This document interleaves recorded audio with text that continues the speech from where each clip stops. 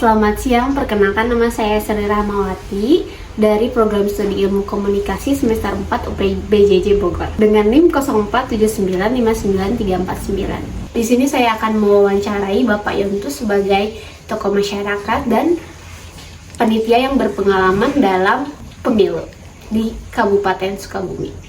Selamat siang Bapak. Apakah Bapak berkenan untuk saya wawancarai hari ini terkait pilkada? Ya boleh. Langsung saja ya Pak ya ke pertanyaannya. Bagaimana Bapak melihat pelaksanaan pilkada di wilayah Sukabumi sejauh ini? Iya, kalau pelaksanaan pilkada di Sukabumi itu sudah baik. Namun sekarang ini yang sekarang ini seperti kurang sosialisasi ya.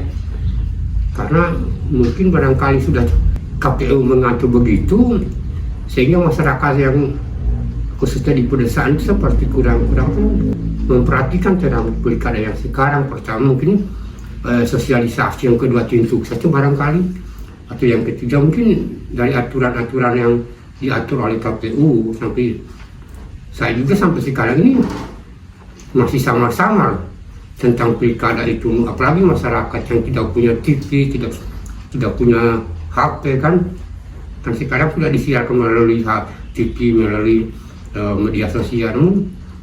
Ya begitulah keadaan masyarakat di Sukabumi sekarang ini, masih samar-samar tentang pilkada yang akan dilaksanakan sekarang ya. Sekarang kan tanggal 27, sedangkan masyarakat masih bertanya-tanya tanggal berapa ya. Itu jadi ya untuk pilkada sekarang ini apakah kurang sosialisasi atau memang sudah begitu pengaturan dari KPU ya tentang pelaksanaan pilkada yang sekarang itu ya.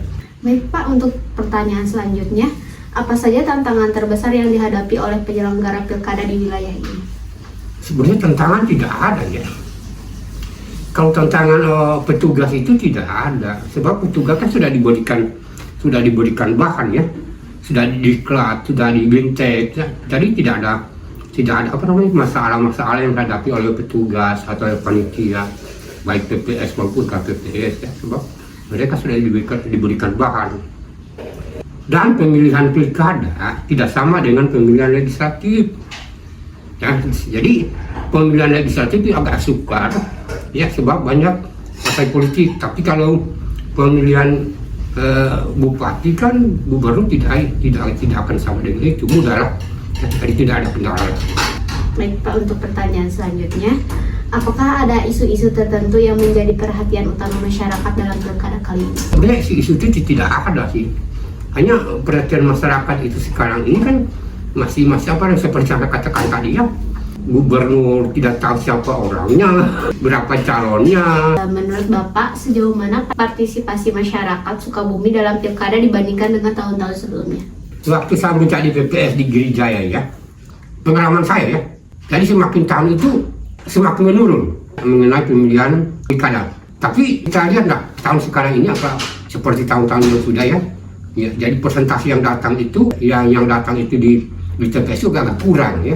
Mungkin karena barangkali mereka sibuk dengan pekerjaan, atau mungkin di luar kota, atau mungkin bosan dengan pilkada yang mengambil waktu banyak, mereka kerja, mengganggu pekerjaan. Jadi itu ya. Jadi saya juga pernah menganalisa ya, waktunya saya menjadi ketua PPS di Desa Girijaya ya. Saya pernah menganalisa apakah ini karena kejenuhan masyarakat, apakah masyarakat tugas di luar atau bekerja di luar, waktu pencoblosan mereka masih di sawah atau masih bekerja gitu ya. Jadi memang ada penurunan lah setiap tahun setiap 5 tahun sekali itu di persentase yang pernah saya analisa ya. Baik Pak, untuk selanjutnya, bagaimana peran media lokal dalam menyampaikan informasi terkait pilkada kepada masyarakat? Ya kalau media lokal kan di sini tidak ada ya. Radio juga mungkin tidak ada, barangkali radio lokal di sini. Mungkin mereka dengar itu mungkin melalui TV aja ya, dari pusat ya, atau dari Bandung yang punya televisi itu ya. Paling di media sosial, di HP itu barangkali ya. Tapi untuk radio di sini tidak ada. Paling di televisi Sukabumi atau Bandung untuk ke Jawa Barat ya itu. Baik Pak, apakah kampanye kandidat sudah mencerminkan kebutuhan dan aspirasi dari warga Sukabumi? Kalau untuk kampanye seperti saya katakan tadi, itulah sosialisasi itu kan kampanye kan. Ya. Tapi sampai saat ini kan masyarakat di sini tidak pernah melihat yang kampanye seperti dulu. Kalau dulu kan rombongan begitu ya. Tapi sekarang enggak. Ya. Sekarang ini masih seperti beginilah keadaannya. Jadi ramai tidak juga, dingin juga tidak ya. Sepi juga tidak. Jadi kampanye-kampanye itu seperti saya katakan tadi itu sosialisasinya kurang lah. Tidak ada kampanye seperti yang sudah-sudah gitu. Baik, untuk pertanyaan selanjutnya, bagaimana penyelenggara memastikan transparansi dan kejujuran dalam proses pemungutan suara? Ya, mengenai kejujuran atau transparansi pastilah ya, tidak mungkin petugas akan berani memain api ya. Ya tidak mungkin. Saya percaya petugas itu sudah profesional. Seperti apa yang saya laksanakan beberapa tahun yang lalu, saya yakin bahwa petugas saya di lapangan itu ya semuanya itu akan baik-baik juga ya. Tidak akan main-main api lah, tidak akan main air ya. Sama juga dengan petugas yang sekarang ya. Apa langkah-langkah yang dilakukan untuk mencegah kecurangan atau konflik antar pendukung kandidat? Iya, kalau konflik sekarang ini barangkali untuk konflik dan langkah-langkah tidak ada. Sebenarnya persaingan tidak ada ya. Persaingan yang nyata sekarang ini tidak ada mengenai antara kandidat ya. Tidak sama dengan dulu-dulu. Ya, kalau dulu memang kelihatannya memang persaingan itu banyak ya. Tapi sekarang kan tidak ya. Seperti begini aja keadaan kita sekarang ini. Tidak ada yang grup di sana ini, grup ini ke sini, tapi mereka aman-aman saja. Jadi tidak akan ada konflik lah yang akan terjadi. Baik, menurut Bapak apa yang harus diperbaiki dalam proses pilkada di masa mendatang? Iya, pertama barangkali ya seperti beginilah untuk lebih baiknya itu supaya kampanye itu harus seperti yang dulu supaya ramai ya. Kalau sekarang dingin begini sepi aja, nggak ada kampanye. Sekarang sosialisasi nggak ada, tim suksesnya juga tidak ada di desa Girijaya itu nggak ada tim sukses. Di tingkat kecamatan juga nggak tahu siapa tim sukses, apalagi di desa juga tidak tahu siapa tim sukses sekarang ya. Jadi harus diramaikan lagi supaya masyarakat itu benar-benar semangat di dalam memilih pimpinannya itu ya, memilih pimpinan baik bupati ataupun gubernur gitu. Baik.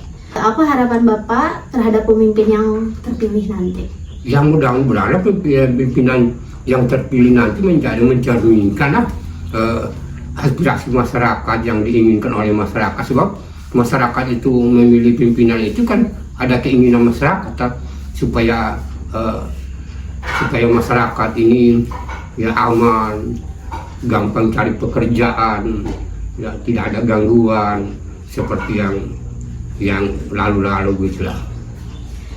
Baik, untuk pertanyaan terakhir ya Pak, bagaimana Bapak melihat masa depan demokrasi lokal di Kabupaten Sukabumi ini?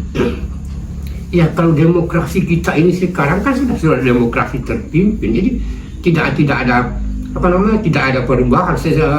Perubahan itu setelah reformasi itu sudah ada perubahan. Jadi sekarang itu reformasi demokrasi di Sukabumi itu sudah baik ya. Tidak sama dengan yang lalu pada Orde Baru itu. Tapi kalau sekarang sudah terbuka, demokrasi itu terbuka. Tidak dipegang oleh satu orang ya. Tidak digenggam oleh satu orang, tidak ada penekanan gitu ya. Kalau dulu zaman Orde Baru kan ada penekanan ya. Harus begini, kamu harus begini. Jadi ada doktrin lah, paksaan. Kalau sekarang ini sudah baik, demokrasi kita khususnya di Sukabumi sudah baik ya.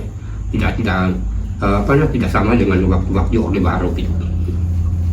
Ya, Bapak terima kasih atas penjelasan dan waktunya atas wawancara untuk kali ini. Ya, sama-sama.